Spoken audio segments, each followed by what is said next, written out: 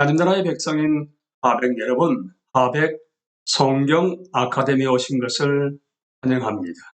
이 시간은 성경 해석학 세 번째 강의를 시작합니다.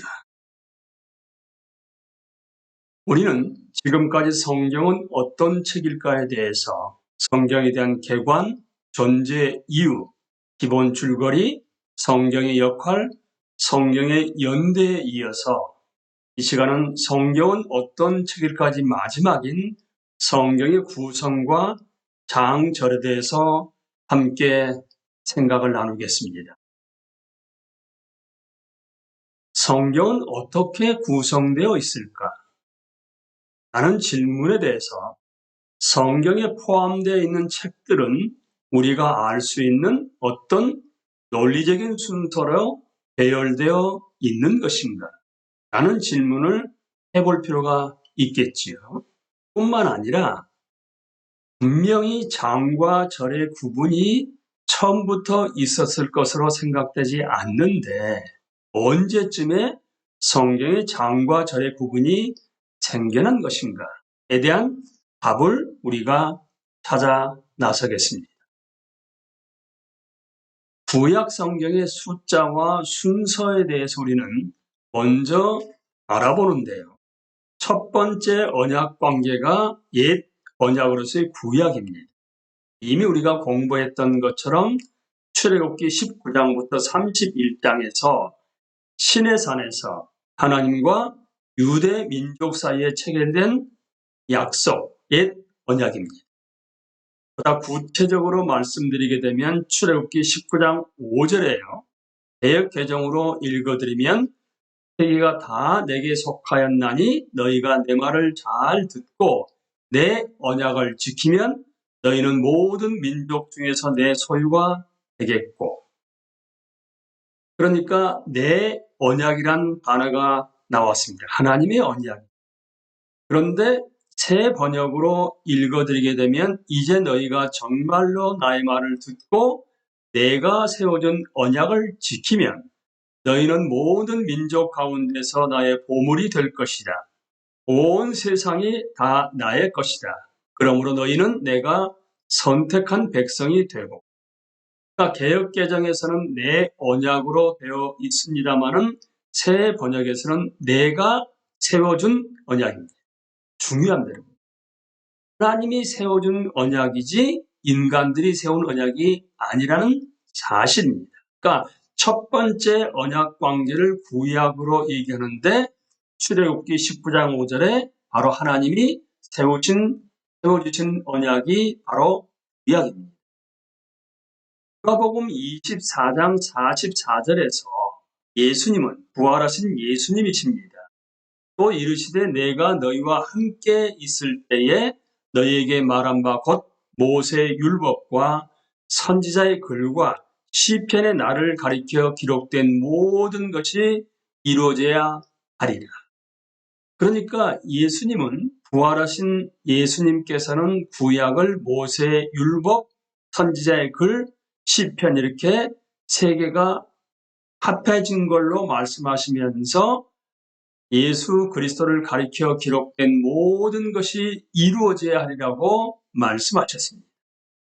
그러니까 새 번역으로 다시 한번 읽어드리게 되면 예수께서 그들에게 말씀하셨다. 내가 전에 너희와 함께 있을 때에 너희에게 말하기를 모세 율법과 애언서와 시편에 나를 두고 기록한 모든 일이 반드시 이루어져야 한다고 하였다. 그러니까 모세 율법은 같이요. 개역 개정에서는 선지자의 글을 여기서는 애언서로 얘기하니까 내용이 같습니다, 여러분. 그리고 시편인데 기록된 모든 것이 이루어져야 하리라고 말씀하신 개역 개정과는 약간 더 강조를 해서 모든 일이 반드시 이루어져야 한다고 새 번역에서는 번역을 했습니다. 그렇다게 되면 예수님이 공생애를 하시고 뿐만 아니라 부활하신 뒤에 그들에게 구약을 얘기를 할 때 모세의 율법, 선지자의 글 내지는 애언서, 시편으로 얘기를 하셨습니다, 여러분. 여기서 우리는 예수님이 그 당시에 인용하셨다는, 읽으셨다는 히브리어 구약 성경을 지금도 유대인들은 타나크라고 얘기를 합니다. 앞에서 세 가지로 나눠졌었죠. 율법서, 선지자의 글, 예언서, 그리고 시편은 성문서를 대표하거든요, 여러분. 그래서 예수님이 모세 율법서와 그 다음에 선지자의 글이나 예언서 그리고 시편으로 얘기했던 것은 성문서를 대표하는 것이 시편이기 때문에. 그런데 율법서가 토라거든요. 그리고 선지서를 네비임이라고 합니다. 그리고 성문서를 케투빔이라고 얘기하는데 T하고 N하고 K를 바로 붙여서 못 읽잖아요. 그러니까 거기 사이에 A를 집어넣어서 타나크라고 얘기를 합니다. 그러니까 예수님이 그렇게 인용하셨을 때 이미 구약 성경은 타나크로 다 사람들이 이해하고 있었던 것이지요. 누가복음 11장 50절에서 51절을 여러분들이 읽어보시게 되면 창세 이후로 흘린 모든 선지자의 피를 이 세대가 담당하되 곧 아벨의 피로부터 제단과 성전 사이에서 죽임을 당한 사가랴의 피까지 하리라. 예수님이 말씀하신 이 말씀인데 여러분들이 지금 우리가 읽고 있는 구약 성경의 맨 마지막은 말라기지 않습니까? 그런데 타나크를 그 당시에 구약 성경으로 알고 인용하셨기 때문에 사가랴의 피는 말라기에 나오질 않고 역대기 하에 나옵니다. 역대 하에 나옵니다. 그것을 아셔야지만이 예수님 당시만 하더라도 사실은 구약 성경은 지금 우리가 가진 순서가 아니었구나를 알 수가 있습니다. 그러니까 아벨의 피는 창세기 4장 8절에 나오고요. 사가랴의 피는 역대하 24장 20절에서 22절에 나옵니다.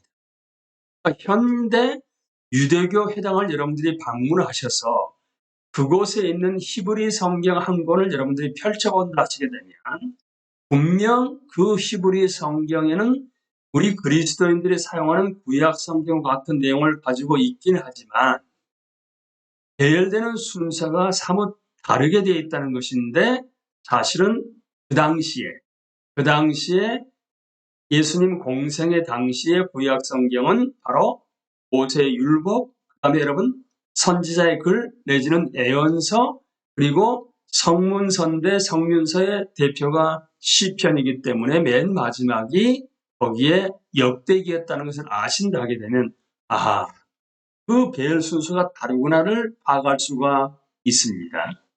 다시 한번 정리해서 말씀드리게 되면 우리가 읽고 있는 한글 구약 성경이나 영어 구약 성경은 모세오경, 역사서, 시가서 내지 성문서로 얘기합니다만 그리고 선지서인데 히브리어 구약 성경 타나크는 율법서, 선지서, 그 다음에 성문서란 사실을 여러분들이 아셔야 합니다. 한글 영어 구약 성경은 39권으로 되어 있죠. 모세오경의 5권, 창세기, 출애굽기, 레위기, 민수기, 신명기. 그리고 이어지는 역사서입니다. 12개가 있습니다. 여호수아부터서 에스더까지. 그리고 시가서가 5개가 있는데 욥기, 시편, 잠언, 전도서, 아가.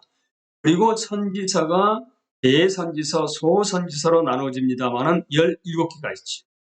5개의 대선지서와 12개의 소선지서고 맨 마지막이 말라기거든요. 그렇기 때문에 창세기에서도 말라기까지 얘기합니다만은 구약의 타나크는 순서가 다르다고 말씀을 드렸습니다. 바로 비교를 해보시게 되면 우리는 모세오경은 같습니다. 율법으로 해서요. 하지만 역사서부터 다르게 됩니다. 그 모세오경 다음에 이어지는 타나크의 선지서 토라 다음에 여러분 네비임이거든요. 거기는 전선지서, 후선지서로 나눠지게 되는데 우리가 알고 있는 역사서하고는 순서가 다소 다릅니다. 전선지서는 여호수아, 사사기, 사무엘, 열왕기를 하게 되면 후선지서는 이사야, 예레미야, 에스겔, 소선지서 뭉뚱그려서 12권을 한 권으로 보는 것입니다. 그리고 시가서와 선지서가 약간 다른데요. 성문서에 5개의 룻기가 추가되어 있어요. 어디는요? 타나크의 히브리 성경에서는. 그리고 선지서에서 사실은 보시는 것처럼 성문서 안에 거기에 에레미야, 예가, 에스더, 다니엘, 에스라, 느헤미야 다음에 역대기가 들어가 있는데 룻기가 포함되어 있는 우리가 알고 있는 시가서의 5가지하고 룻기가 6개 아니겠습니까? 이것은 예루살렘이 있는 가나안 땅의 성지에서 쓰여졌던 걸 하게 되면 포로로 끌려가서 땅에서 쓰여진 책들이 예레미야, 예가부터 역대기까지라고 구약의 타나크로 구분하고 있는 히브리어 성경. 지금도 유대인들은 그런 순서로 자기들이 성경을, 구약 성경을 보고 있습니다. 구약 성경의 수와 순서와 관련해서 39권을 이제 여러분 아셨습니다. 초기 헬라와 나트리의 성경 자본과 보다 후기의 번역본들이 책의 순서에 있어서 완전히 일치하지가 않습니다. 그러므로 성경 사본들에 나타난 이와 같은 다양성은 현재 우리가 사용하고 있는 한글이나 영어 성경이 사용하고 있는 책의 순서에 어떤 신적인 승인이나 의미가 있다는 식의 주장을 펼치시면 안 됩니다. 다양성이 있기 때문에 이것이 하나님이 이렇게 순서를 명확히 하셨다고 그런 식으로까지 얘기해서는 안 된다는 말씀입니다. 자, 다시 한번 정리를 해봅니다. 언약이란 관점에서 타나크를 정리해보게 되면 언약의 서론, 이미 창세기에 언약이 나오고 있기 때문에 아브라함 언약, 노아 언약이 나오거든요. 그리고 난 다음에 율법서로 오게 되면 출애굽기, 레위기, 민수기, 신명기가 언약, 특히 출애굽기의 율법서로 나와 있지 않습니까? 언약이. 그리고 언약된 백성으로 하나님이 세우신 언약의 관계의 백성으로 언약의 역사가 펼쳐지는 것이 여러분 선지서, 전선지서, 후선지서로 펼쳐지게 되고요. 그 다음에 언약적인 삶과 관련해서, 그러니까 다시 한번 말씀드리게 되면 언약이 맺어지는 것과 또한 이미 보셨던 것처럼 언약의 백성들로서의 삶이 어떤 식으로 역사적으로 전개되어 왔는가, 그 다음에 언약적인 삶이 성문서라고 얘기할 수가 있는데 여기에 시편, 욥, 잠언, 룻, 아가, 전도서는 성지, 가나안 땅에서 있었던 것이고 예가, 에레미야가, 에스더, 다니엘, 에스라, 느헤미야, 역대기는 포로된 땅에 끌려가서 언약적 삶에 관련된 것이 기록된 것을 성문서라고 타나크는 얘기하고 있습니다. 자, 이제 구약 성경의 수와 순서를 다시 한번 정리를 해보게 되면 39권인데 여러분 재밌습니다. 여러분.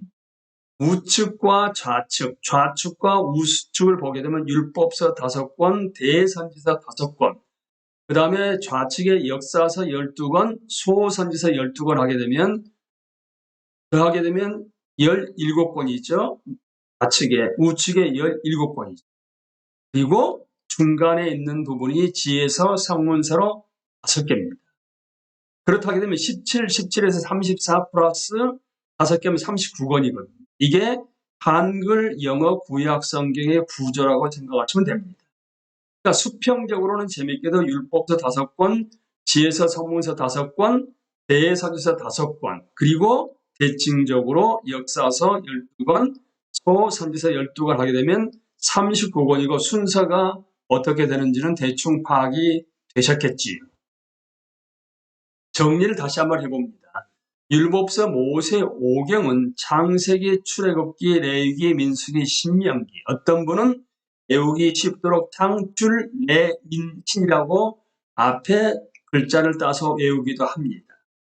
5권의 책이 셉투아진트라고 해서 70인역으로 헬라어로 번역됐을 때 이 5권을 헬라어로 펜타튜크라고 얘기를 하기도 합니다.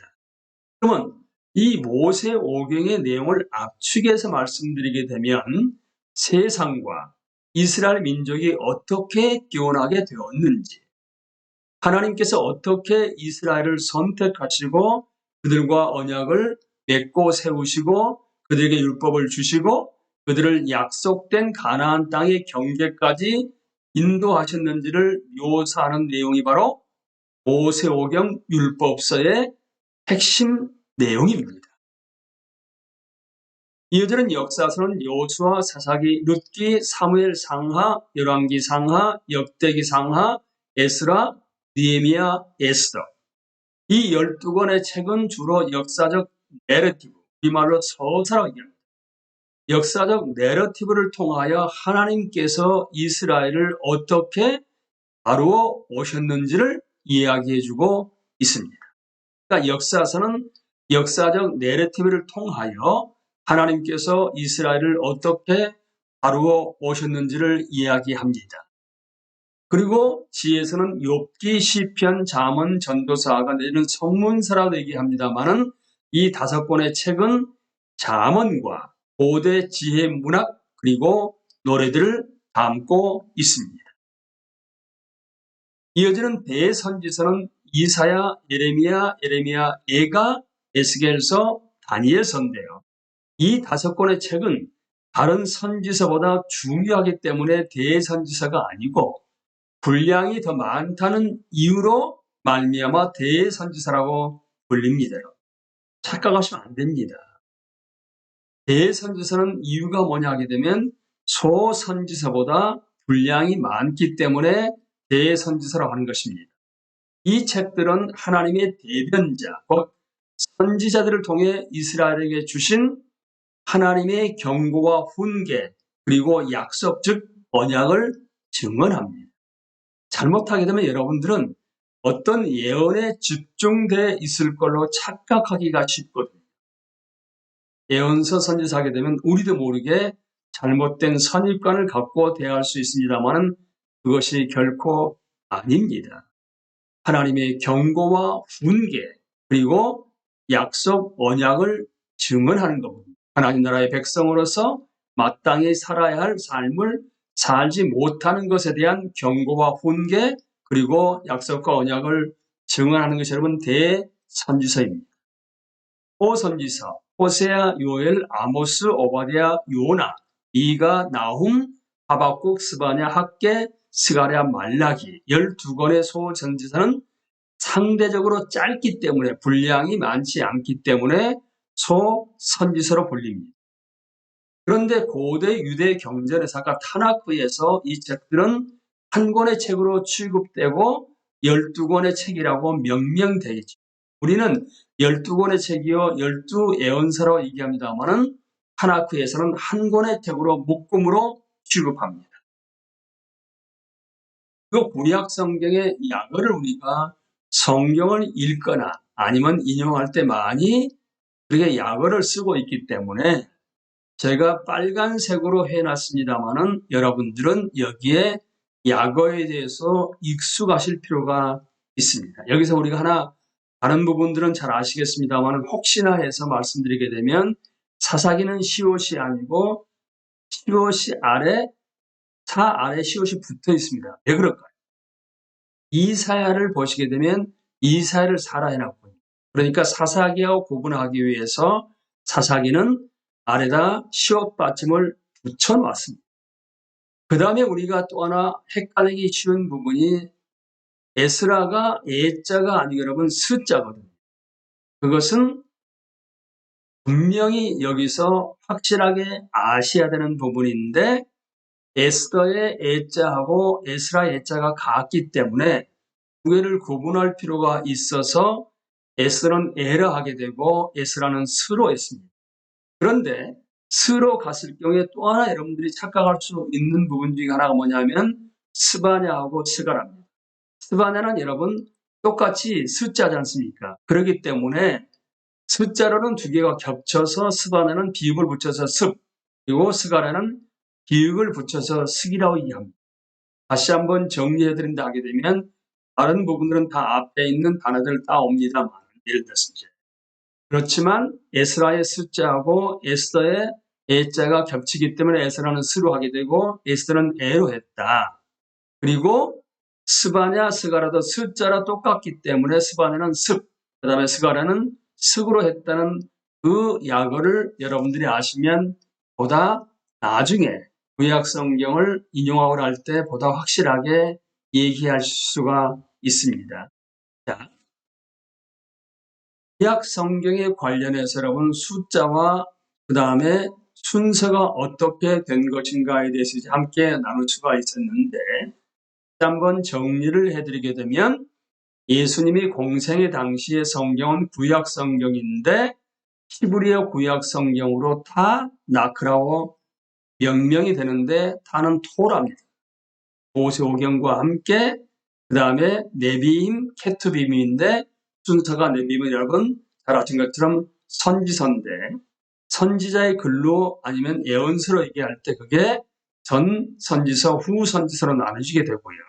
그 다음에 성문서의 대표가 바로 시편이기 때문에 그렇게 예수님이 부활하신 뒤에 성경 공부를 시키면서 인용을 하셨는데 그 부분 관련해서 사가랴의 피가 그 당시에 성문서의 맨 마지막에 역대하에 나오는 거기 때문에 예수님이 그 당시에 70인역 헬라어 타나크 성경을 인용하셨기 때문에 지금 우리가 성경으로 보고 있는 한글이나 영어로 보고 있는 그 순서하고는 똑같지 않다는 사실을 분명히 아시고 성경을 읽으셔야 합니다. 뿐만 아니라 여러분들 혹시 유대인 회당을 방문할 기회가 있어서 그들의 성경을 보게 되면, 히브리 성경을 보게 되면 우리하고 순서가 같지 않다는 것.